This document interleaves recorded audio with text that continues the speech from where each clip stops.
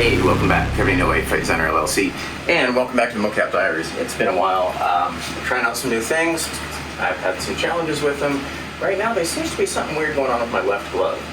I'm not sure why it keeps thinking my wrist is broken or in the wrong position.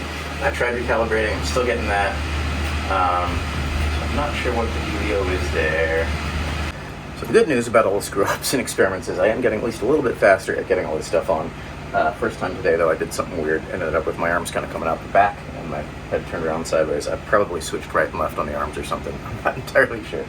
But I am getting a little faster at this because this is one of the questions in terms of whether or not it's worth it, right? If it takes 40 minutes to set up to play for 10 minutes, that's not worth it. But if I can set it up in 15 or 20 minutes, play for 20 minutes, get around to the next student, cycle through, then that's viable as a class activity in terms of being able to get through 2 students in each session, and make it a little bit more worthwhile as a pedagogical tool. The new stuff that I wanted to show today is that I've been using Unity instead of Unreal, and this is for the most part because a student that I was able to hire to help, thanks to the Freedom Foundation, their strength was in Unity, not Unreal. And so I said, sure, that's fine. I should be able to do basically the same things. So I've got a screen recording here, so you should be able to see what's going on with that. But for the most part, it seems to be working. There's some issues where like one character is flipped 90 degrees, and so it's like there's staff sticking up the top of the screen there. A little weird. And like the mouse, the default template, it's short. It has stubby little legs, but for some reason in Unity, these are all Mixamo characters.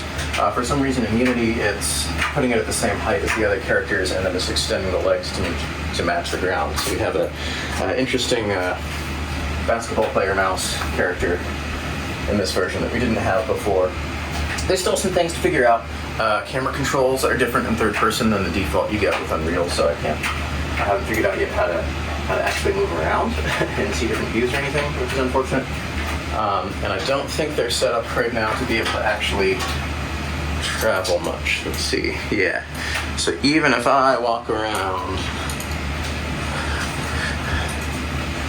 these characters are basically anchored to the same spot. They're not moving nearly as much as I am.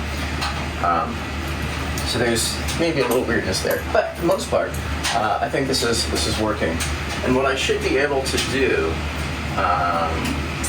within Unity here is one, I want to be able to switch out between different characters to show.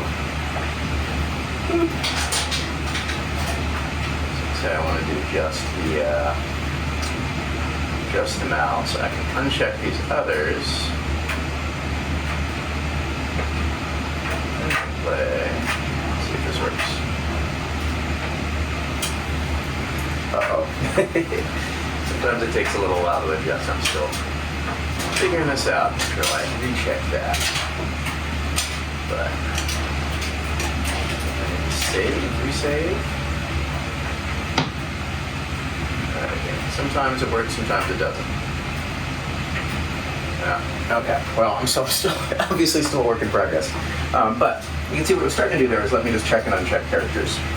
So the hope is that within a movement class, if I want to be able to set this up to try creating movement for different characters, I can have a whole roster ready to go within this project of a variety of types and just check and uncheck so that we can be like, all right, let's try out the mouse, let's try out the goblin, let's try out a little kid, let's try an old lady, and we can try and figure out how to create different movement styles to match some of it as sort of a acting, movement, physical characterization exercise.